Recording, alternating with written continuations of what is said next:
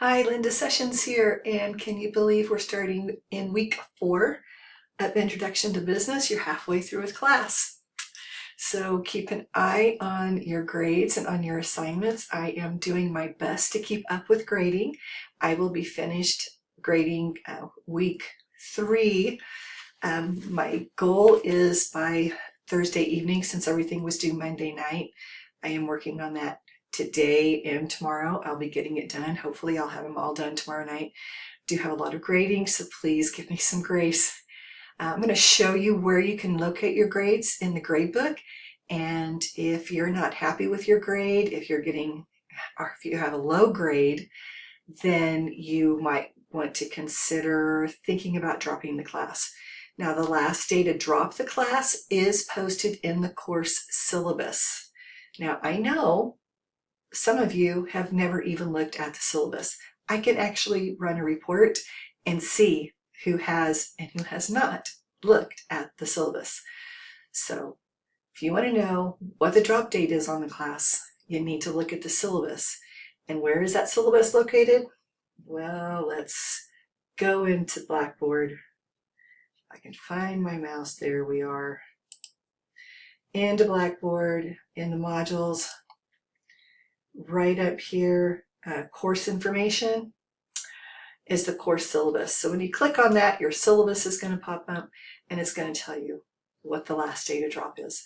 Now, before you make that decision though, you can reach out to me, talk with me about your grade. You can also reach out to your advisor. So make sure you make an informed decision before you just decide to drop the class. Now, how do you check your grades? Over here on the left-hand side, you see grades. If I select grades, all of the grades in the grade book are going to pop up. And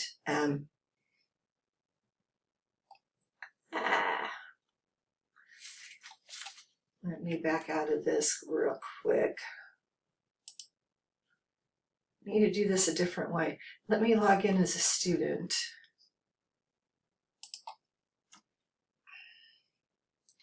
Don't want you seeing everybody else's grades. That's not too nice.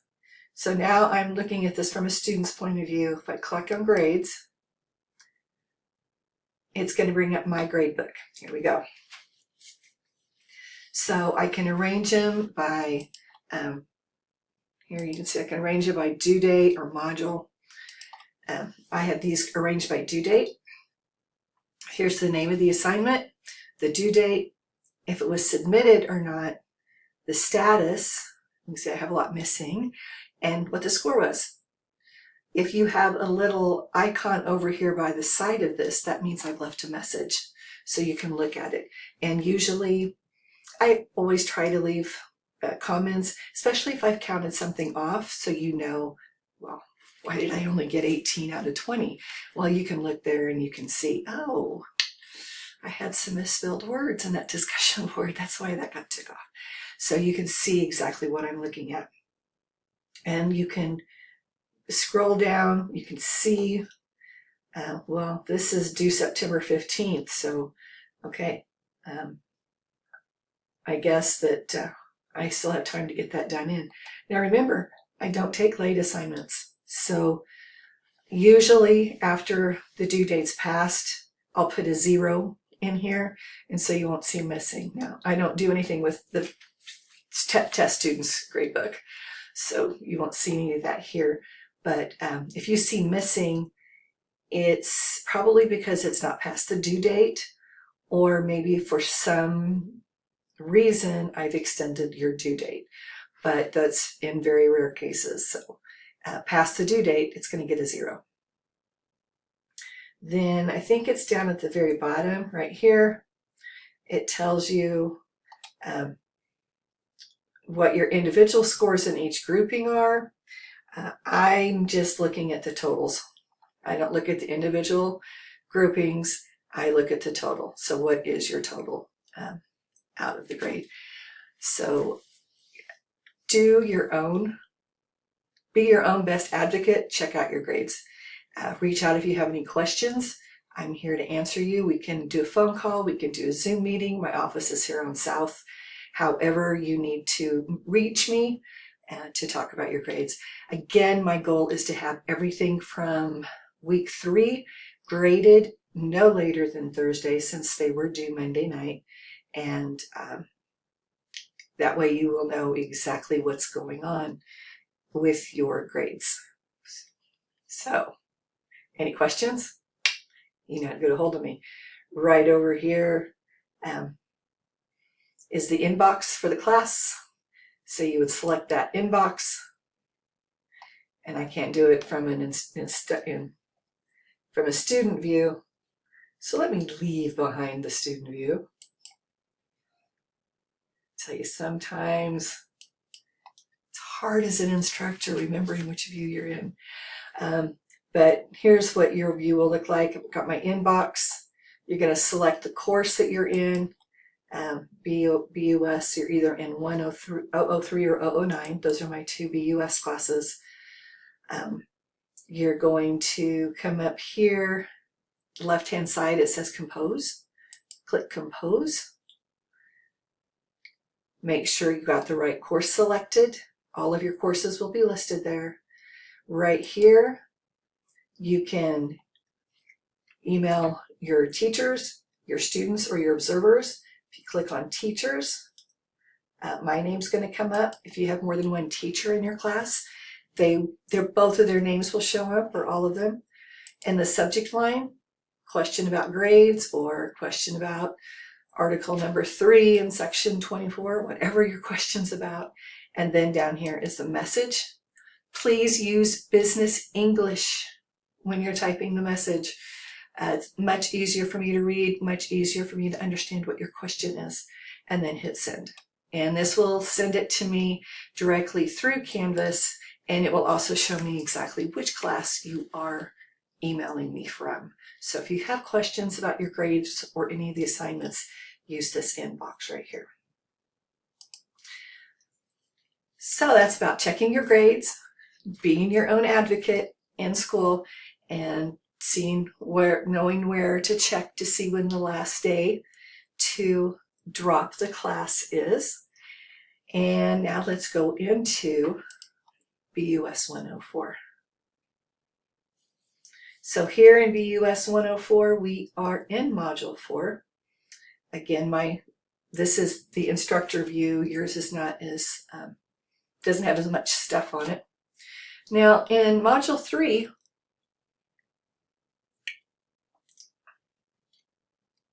you had the module Chapter 5 discussion board, Chapter 6. You have the SWOT analysis, and then the Chapter 3 quiz. Had a lot of fun grading the discussion boards for Chapter 5. That's what I've been doing the last couple of days. And there are a lot of entrepreneurs out there. And I don't know why that document that we posted in there doesn't have any women on it. Because let me tell you, there are women entrepreneurs out there.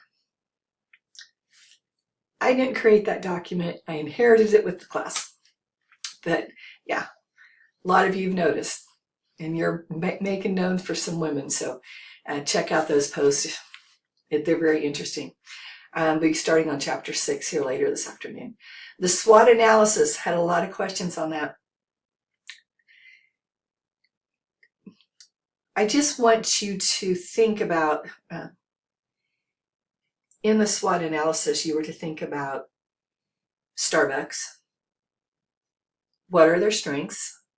What are their weaknesses? Now, those are both internal concepts for the company. And then from the external side, what opportunities do they have, or could they have, to take to the community? And what are some of the threats that they face? An opportunity might be figuring out how they can work with local food banks. A lot of lower income people can't afford Starbucks, and maybe somehow working with the food banks to be able to have some of their product be in some of the baskets in the food banks to that'd be a community outreach type of thing. Social responsibility, does that ding a bell? Some of the threats with all of the talk right now on healthcare and being healthy, maybe they need to think about how they can brand some of their drinks as a healthy drink. I don't know what it would look like. I don't drink coffee, I drink tea, but yeah, that could be a threat. So I'm looking forward to seeing what you did with them. I've already glanced through some of them, been very impressed with what I've seen so far, and I can't wait to really get down and dirty and read what you submitted for this SWOT analysis. Then there's the quiz. Now in chapter 4, we're talking about structuring organizations for today's challenges and production and operations management. Now we have a program for operations and management and logistics here at WSU Tech. It's a big deal in today's business. How do companies organize their processes? How do they work those big factories, and how do they plan how they're going to create that product, make that product work? How can they plan if they need to have 20,000 gadgets ready by March 31st? Well, when do they start working on them? And what parts do they need? And when do they need them? And who do they get them by? So when do they need to get that information to that first company so they can make sure that they have the parts in time to make them so that they can meet their quota? So there's a lot that goes into it. So you have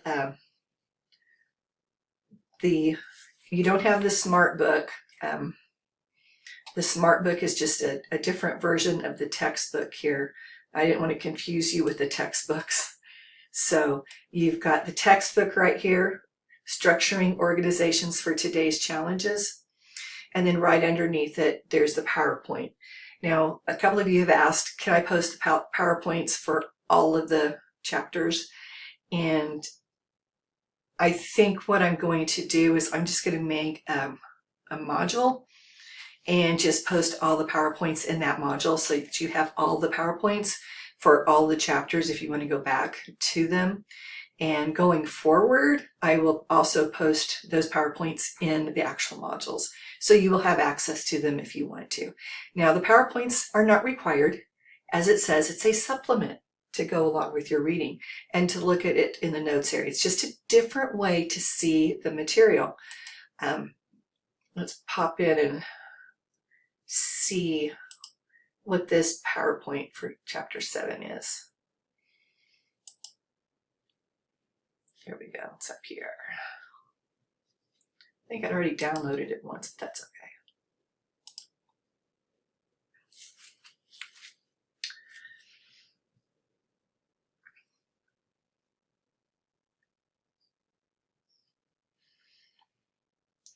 I got it, you can go away.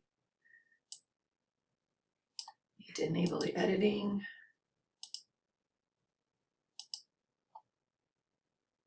There we go, full screen. Now this does have 63 slides, so I don't recommend printing it, especially for 1 page per slide. Maybe if you want to print 4 pages per slide or something like that, but it was going to take quite a bit of printing. But here in slide 2, the objectives, learning the basic principles of organizational management. Now, if you're thinking, I have no idea what organizational management is, you're in the right place. You're going to learn about it in this chapter. Get yourself a notebook, write down, take notes as you're reading, and get to know the textbook. Some information on Claudia San Pedro, the president of Sonic Drive-In, and what she did. And then you can see down here in the notes section, you have the sources.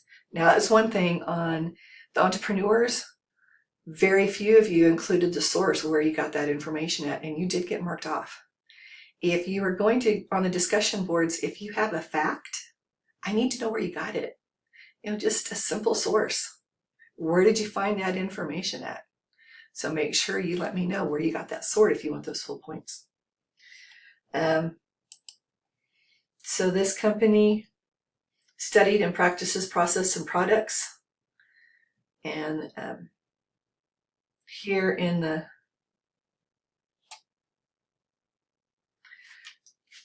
note sections, it lets you know that that's in the K2 sports, and it talks about this company in our reading. So you're going to be learning about building an organization from the bottom up, organizing it. You got to talk about the labor, learn a little bit more about that. You got to learn about structuring a business. Let's see.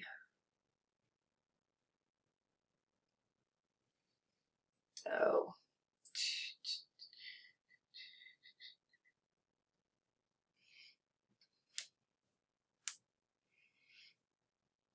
Structuring a business. Now, one thing I want you to be aware of is that organization applies to businesses of all sizes. It's not just the Walmart, it's not just the Textron.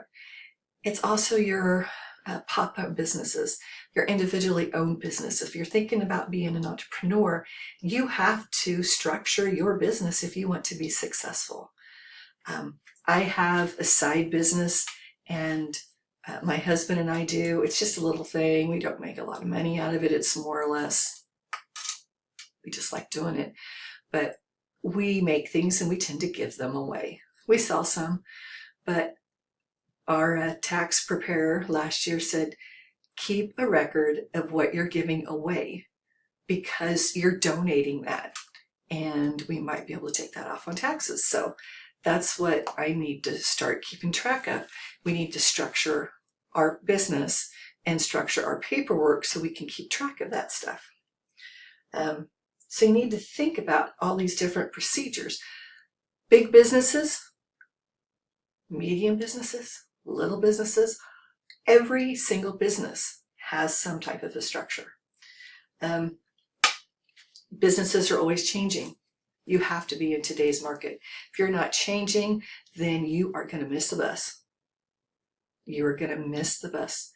Our customers change, technologies change, the political climate changes, everything changes so quick that you have to be able to move. You have to be flexible. And knowing that is going to make a difference whether your company succeeds or fails. So this is an interesting chart. Here's how much changes in a decade or two. You can see from 20,000 to 2020, mobile phone use, 2000, only 34%. 2020, 95%. What do you think that is now in 2025? Probably a lot more. Number of hours spent online per week from 2.7 in 2000 to 24 in 2020 and 2025. I bet it's a lot higher. And the number of daily newspapers, I bet, has dramatically decreased. So you've got to be able to change your business plan. When you're creating your business, you have to be aware of what's happening around you in order to be flexible, in order to be successful. You have what's referred to as economy of cells. So companies can reduce their production costs by purchasing raw materials in bulk. So your average cost of goods will decrease as production levels rise. Think about economics. If you haven't had economics yet, you will have it. One thing though you have to think about, if you're purchasing raw materials in bulk, are you able to utilize all of them in your product line before they go bad?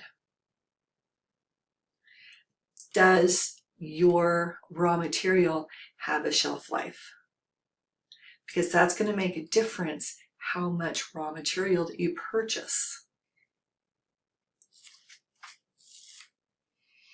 So you can see here in the chapter 7, we look at Henry Fayol, what he did, Max Weber, look at lots more about changing organizations.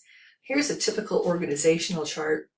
This is similar to what WSU Tech is. We've got our president, Sherry Utash, and she's got some vice presidents, and then the vice presidents have deans, and then the deans have department chairs, and the department chairs have faculty, and then there's staff in there as well. But this is a typical organization chart. So if you work somewhere, take a look at your organization chart. You can usually find it on the internet. If you can't find it, ask your boss. If you are a high school student, look up the organizational chart for your school district. You have to be online. That's kind of interesting as well. My son is a vice principal at Gordon Parks. My daughter-in-law teaches music at South. And I have a daughter-in-law who subs out at Cheney, and a daughter who teaches 2nd grade at Harper. So we have a lot of education in our family, and it's always interesting seeing how the different schools, how they handle different things. So it's kind of fun. But check out your organizational chart where you work. What does it look like?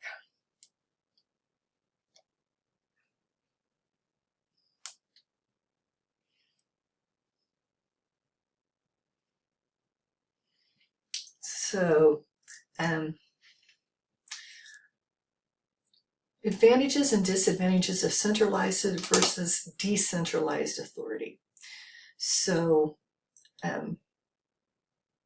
centralized is where you've got greater top management control, but decentralized, they can pivot more quickly to helping with the customer needs. So centralized, you've got a simpler distribution system, but a decentralized, your workers have more empowered. They're powered more to be able to make choices. They don't have to wait and talk to the big man at the top before they can make decisions. So which one would work best for your company? So the disadvantages are listed there as well. Think about your company, where you work, what type of authority is there, and then think about if you were to run your own company, what you would want it to look like, what would work for yours. Now, sometimes it depends upon the product, whether you're going to be a centralized or decentralized style of company. But it's just some things to think about.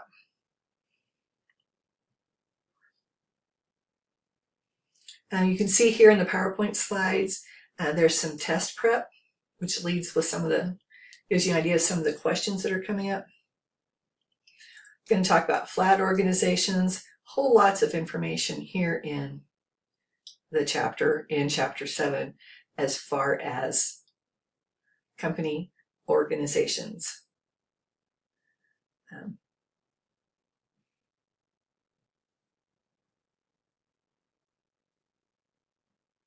I like this one. Comparison of an inverted organization structure and a traditional organizational structure. So you've got a traditional and inverted. Traditional is where a lot of us work at. Management's at the top. And you've got middle management, supervisory management, and then you have the frontline workers. I'm thinking Textron out on the floor, building planes. I have kids that work out there, and that is very definitely the traditional organization.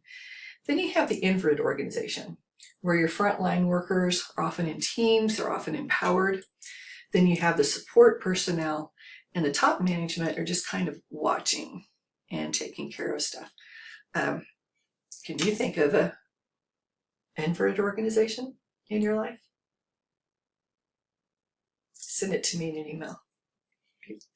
Wish this was face to face. That would be a cool topic to talk about. So that is chapter 7.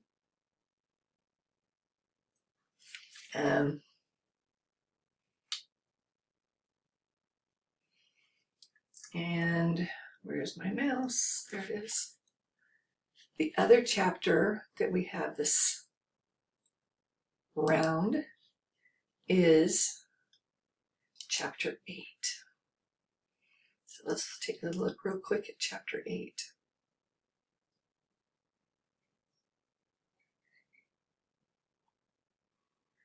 That is productions and operation management. Again, for both of these, the PowerPoints are a great way to start, a great way to get some basic knowledge and some basic information. But I would recommend looking at the chapter and then using the PowerPoint literally as a supplemental to go along with that chapter. It's a lot of information in the chapter. So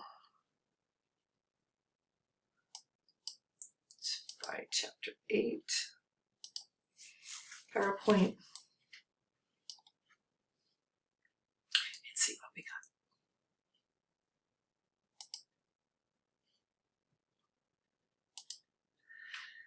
So this time we're going to start to talk about the current state of U.S. manufacturing and what manufacturers have done to be more competitive. Now, I know that there is a lot going on in the political environment today with manufacturers and how to stay competitive. This class is not looking at the political environment as far as manufacturers go. Now, in the discussion board questions, if you feel that you want to bring that up in your discussion board post, that is completely up to you. I just ask that everybody stay civil and to remember that this is a discussion. It's not a political class. It's not meant to be one. This class is just looking at the different business and to make you aware of the different styles of business and what businesses need to look at going forward. This chapter also talks about the evolution from production to operations management. Did you know there was a difference? If you didn't, make a note. You're going to find out in this chapter. Identify various production processes and describe techniques. Robotics and 3D printing. I love 3D printing. It's so much fun. You're also going to describe operations management planning issues, including faculty location, facility location, facility layout, materials requirement planning, purchasing, just-in-time inventory control, and quality control. Now, we just scraped the surfaces on all of those in this class. We have a whole program that looks into all of these in more detail. So if this is something that really trips your trigger, let me know and I can get you in contact with the faculty that's over that program. So we've got a Shanad Khan, CEO of FlexGate. He moved from Pakistan to the US, and he has refined his production and expanded his client base to automakers. So he's done quite a bit. He bought the company and he is now worth $8 billion. And there's sources down here about him, and read a little bit more about that. So here in this one, let's see.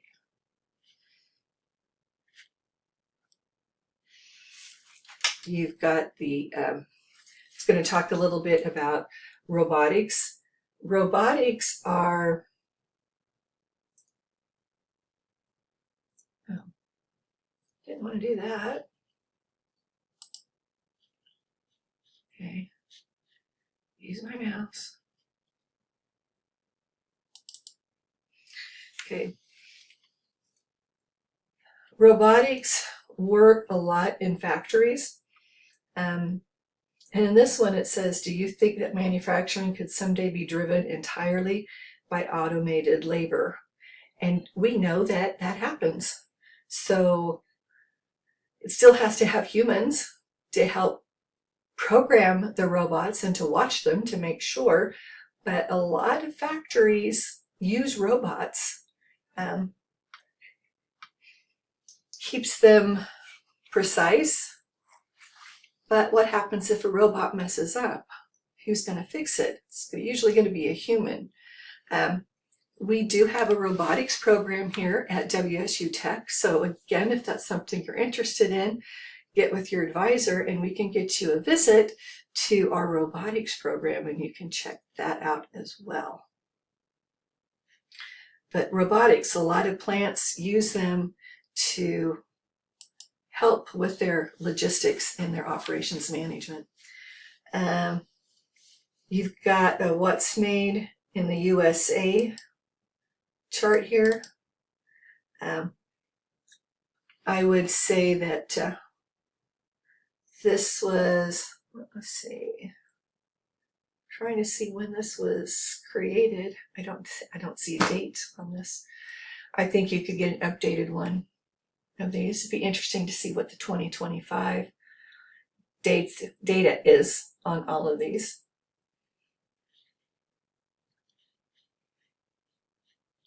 Where does America fit in?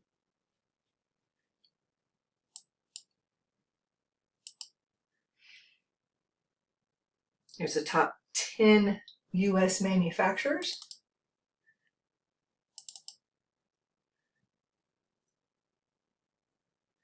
And this is 2022. Apple, Exxon, Microsoft, Chevron, Ford Motor, General Motors, Marathon, Phillips 66, Valero, Dell Technologies. So you can see 3 of them are computers. 6 of them are petroleum. I know in California, 2 of the large manufacturing plants, Chevron I think is one of them, they've got 2 huge factories on the coastline that are closing in 2026 to fuel, because they can't keep up with all of the regulations that California is imposing. So all of those people are going to be out of work, and they are huge, huge, huge, huge plants. What are they going to do with all that equipment?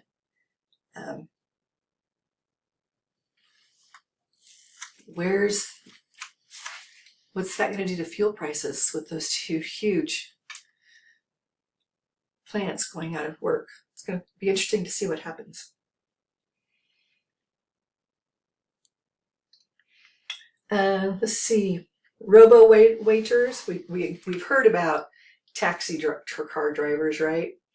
CAD tools to help design,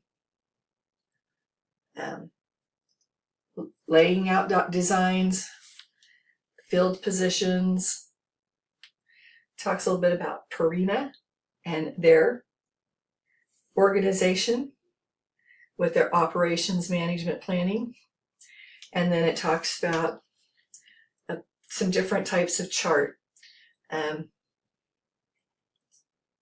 Talks about PERT charts and Gantt charts or NAT charts, however you want to say those. They were developed in 50s for constructing nuclear submarines, and they analyze the tasks to complete a given project to estimate the time you needed to complete each task. And so you can see you need to analyze and sequence the task, estimate the time, drawing a PERT network to illustrate it, and then identifying the critical path. And the critical path is the sequence of tasks that's going to take the longest time. So you look at what you need to do. When you get from point A to point B, I'm going to build product A, and then I'm going to go to product B. Well, which is going to take the longest time? That's the critical path. And so here is a PERT chart for a music video. So start, you need the star, set design, set material, set constructed, dance rehearsed, music film. So you can see that's going to be the biggest thing. The costumes, the dancers measured, costumes made, getting the dancers and getting the dancers trained. That's not going to take as long as getting the star and getting the set made. So that's your critical. Now, the NAT chart is more of a bar chart, which is showing production managers what projects are being worked on and what stage are they in at any given point. And this is where, if you're into construction, you've worked with a lot of these, because in construction, you have a lot of different phases, lots of stuff going on. But if you're working in the bathroom, you've got to wait for that floor to get in, and you've got to wait for the waterproofing to get done before you can do anything else. So if that waterproofing gets delayed, everything else gets delayed. And that's where this chart comes into play. You put all of the processes that you need to get done down on one side, and then the weeks over here, and you can see all of these machines A and B have to be done before any of the assembling and painting can be done. Well, the painting can't be done until everything else is done. You could actually be doing the fabric cut and the clothing sewn if you know what the model's sizes are, dimensions. So you could be doing these at the same time if you know what size these are. So if they talk together, then they could be doing all this at the same time. But again, are they talking? So that's some of the things that people are looking at when they look at these types of charts. There's lots going on in it, isn't it? I think it's fascinating. It changes. It's not that the processes change per se. It's that as time goes by, there's always a new way to look at it, or a new process that's being introduced because technology is being changed. So if you understand the operation management, if you understand the process that's being built, then you're going to help your company be successful in meeting those trends and those needs, and your production line is going to be okay, especially if you understand how all of those things work together. And that is what this chapter is looking at, or this module. So in chapter 7, you have structuring organizations for today's challenges. How is your business structured? How are you going to structure your own business if you're an entrepreneur? And then chapter 8, production and operations management. How are you going to make your product? Now, the assignments, you have discussion board number 7. This mouse flies around on its own. Discussion board number 7. Why is a company's informal organization important? Guys, I want at least 3 to 4 sentences on this. If you write me one long run-on sentence, you're going to get marked off. If you write 3 short sentences, you're going to get wrote off. Make it a decent paragraph. Use business English. Why is a company's informal organization important, and why? Explain your answer. In order to receive the full 20 points, you need to answer that, and then you have to reply to at least one other student. And your reply needs to also be a full paragraph, 3 to 4 sentences, proper business English, no run-on sentences, and have some good observations. If you need some help In the student resource module in Canvas are the discussion board guidelines. Read through those. You can see what I'm wanting to see.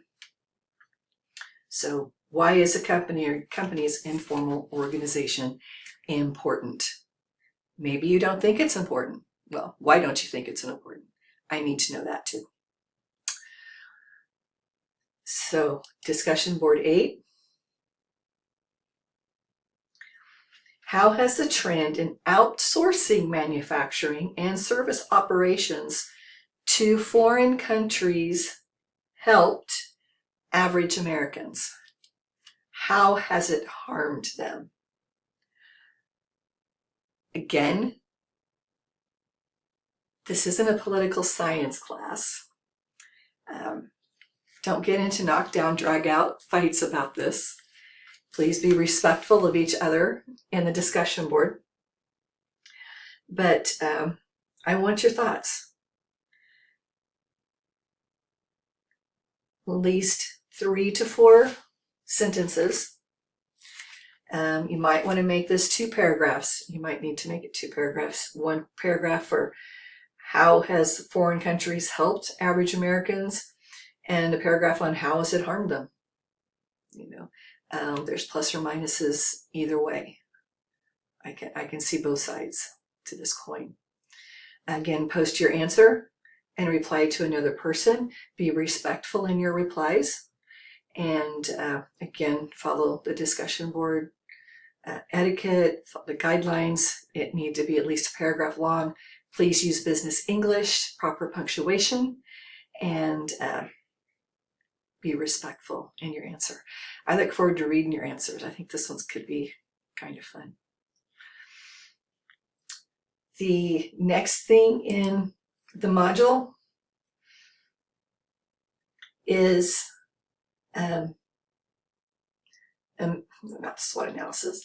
It's a mini case, manager's hot seat case. And you've got this organization is face challenges in finding efficient ways to structure employees to make decisions needed to accomplish goals. You have to have goals, otherwise how do you know you're succeeding, right? So you're going to read through these 2 paragraphs, and then there is a video. Festival Cruises, Let's Party. Now after you've read through this paragraph, you will be asked 5 questions, and you will need to answer those questions based on what you read in the paragraph and what you heard in the video. And it is all about a manager. So make sure you read that, pay attention. And that's the hot seat case. The last one in here is the Module 4 quiz. All of these are due September 15th, which is next Monday. So reach out if you have any questions. I think this is going to be an interesting chapter. I think you'll enjoy it. I hope you enjoy it. Lots of fun new things, different avenue of a different way to look at businesses in America, the organization and the operations management of how they work. So reach out if you have any questions. I am here to help you be successful, and have a great day.